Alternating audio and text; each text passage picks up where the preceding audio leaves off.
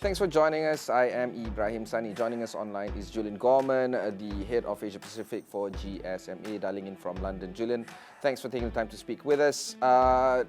It's a shame that we missed each other at MWC, but of course, I just want to learn a little bit more about the recap of MWC before we jump into our main conversation, which is going to be about the Single Wholesale Network, especially how it's going to be rolled out in Malaysia. Julian.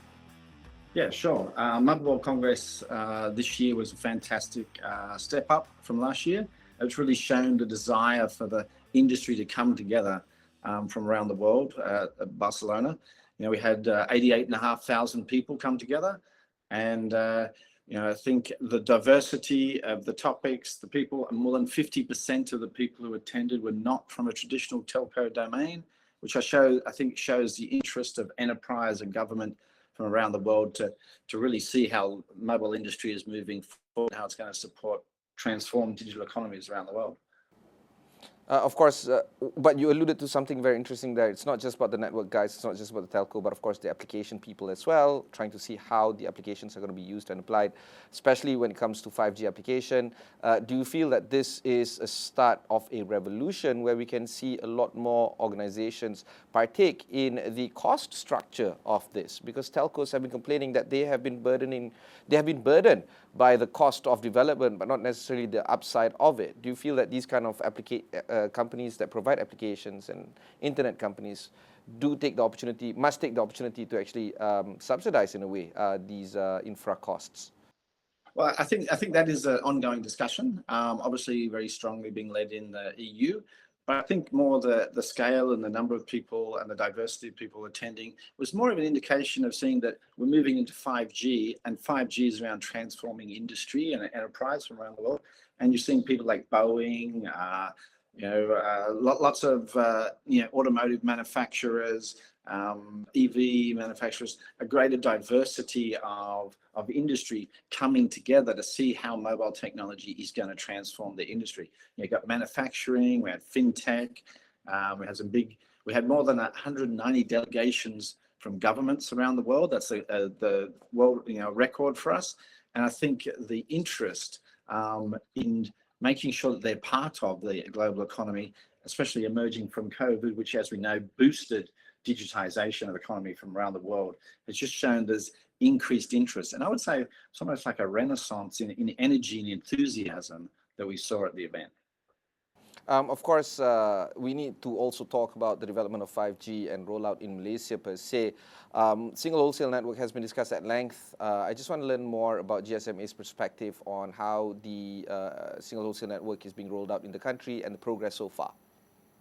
Sure. So I think our new report that we put out today is really an indication that, 2 to 3 weeks ago, Rwanda, which is one of the most high-profile single wholesale networks in the 4G era, announced the end or the introduction of competition for their single wholesale network. Now that was 10 years into a 25-year license, is where they made the decision that they weren't getting the innovation, they weren't getting the penetration and adoption that they were seeking, and that bringing competition was a way to boost that and get them back on track. I think 12 months ago, we're in the shadow of Mexico's single wholesale network going bankrupt. And so I think it's just another reference point to suggest that single wholesale networks are an opportunity to build a network for a country.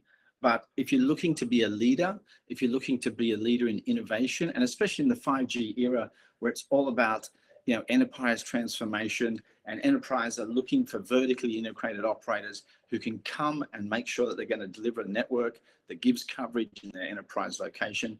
I think it's just another indication that single wholesale networks carry a lot of risk for Malaysia being able to achieve its digital nation vision and being able to compete on a world stage for innovation and investment in the 5G era. You were talking about single wholesale network carrying that kind of risk. Perhaps you can compare and contrast this with private network and how this differs and how this is being rolled out by many countries. Sure. So I think we need to also clarify here, private networks, as in the mobile operators that you see in Malaysia, versus private networks, which is another topic which is seeing a big boost in the 5G era, and that's networks owned by enterprise, so 5G networks owned by enterprise. So talking about the mobile so the public networks, but privately owned. Competition, in 5G is what we see as we've seen in previous generations. So infrastructure competition is driving a lot of the innovation and is bringing a lot of the investment in that innovation. I think, we see compared to Malaysia, where it sits in the region, where in Singapore, they introduced a third license to stimulate further innovation. You've got Thailand, which has had multiple licenses, which has driven Thailand population coverage over 80% and intense coverage in economic zones to drive enterprise transformation, manufacturing and hospitals. I think you can see, in Malaysia, combination of uncertainty and it's also early days, rolling out and getting to 50% population and growing population coverage to 80 does give an indication to the market that, Malaysia's serious operators in there investing in innovation, pushing the boundaries, engaging their enterprise customers. And that's what's still sitting on the sidelines in Malaysia, I think. Okay, we'll go for one short break. When we come back, we'll discuss a little bit more about the current progress of 5G development here in Malaysia. We'll be right back after these messages.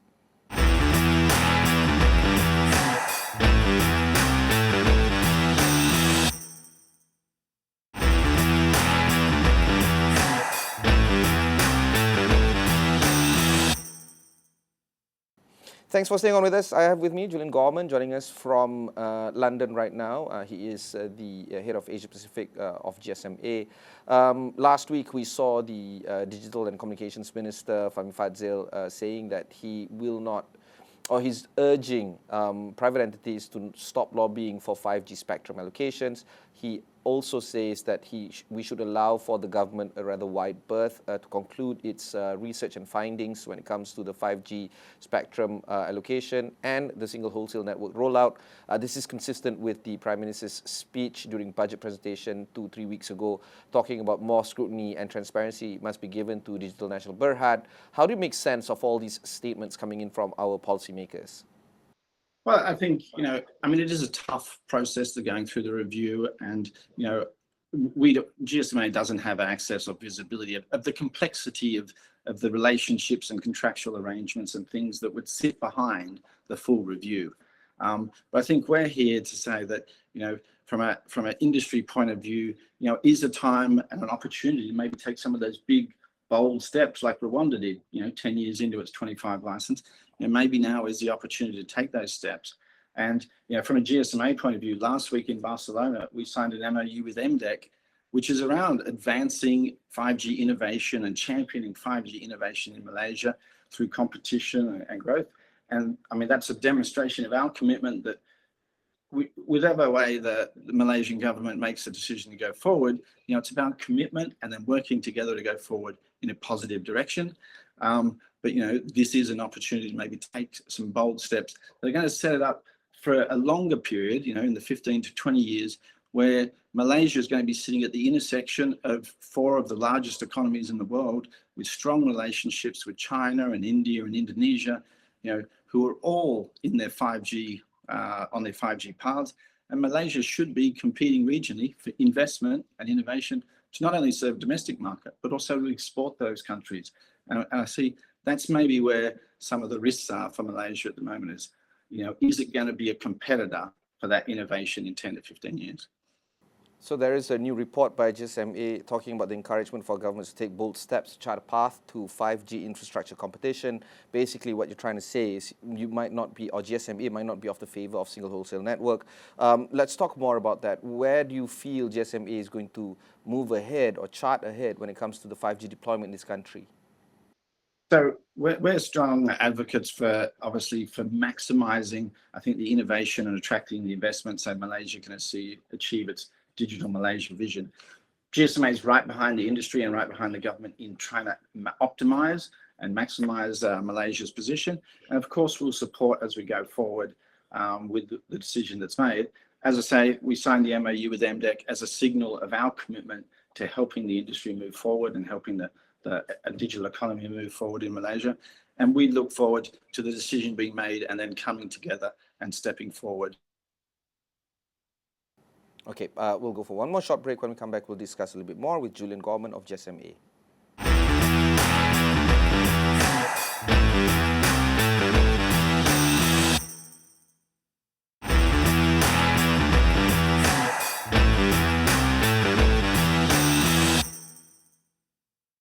Thanks very much for continuing on with us. I have with me Julian Gorman, the head of Asia Pacific of GSMA, joining us from London. Julian, let's do a quick take into what's going to happen in the next few months or even 1 or 2 years to come.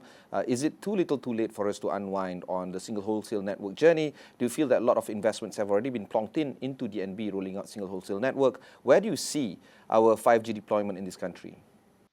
So I think, it's not possible for GSMA to see the details behind it, which the mobile operators and the government would be privy to.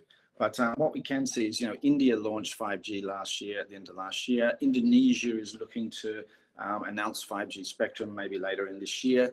And we would say, Malaysia's landscape or potential landscape for its 5G industry and economy is exploding and changing. And we'd like to make sure that Malaysia is in the best place possible, not only to serve its own market, but take advantage of its geographic position and compete for those innovation dollars and be, a credible competitor at the front.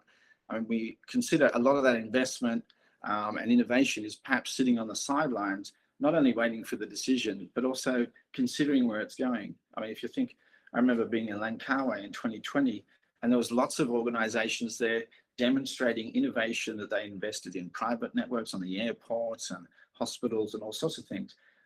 That there is obviously innovation happening, and Ericsson is a global leader in technology. You can't dispute that, and it's a big player in the networks in India as well, and no doubt in Indonesia.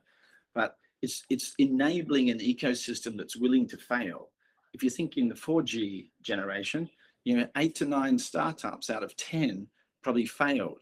You need to get the ecosystem to that level that they're willing to push the boundaries to the point where they're going to fail, so that actually grows the ecosystem, grows the economy, and really explores what is possible with this technology. And remember, 5G is, a new, and not just an incremental, it's a revolution in what it's going to do to enterprise.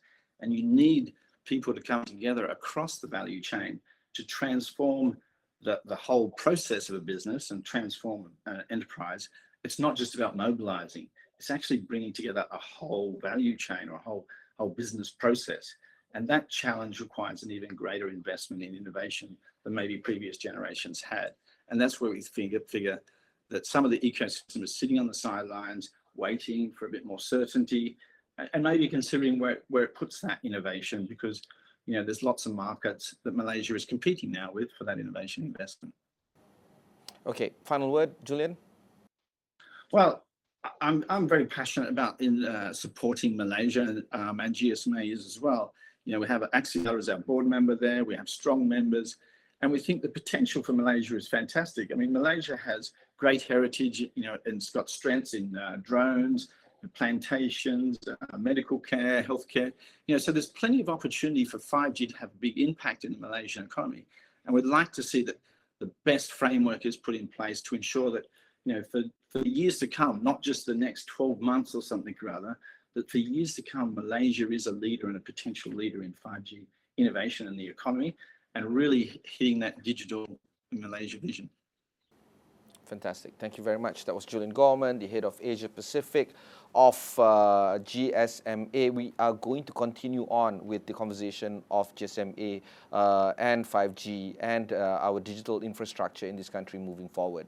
We'll go for one more short break. When we come back, we'll discuss with a diplomat, this time round from the US Embassy. We'll be right back after these messages.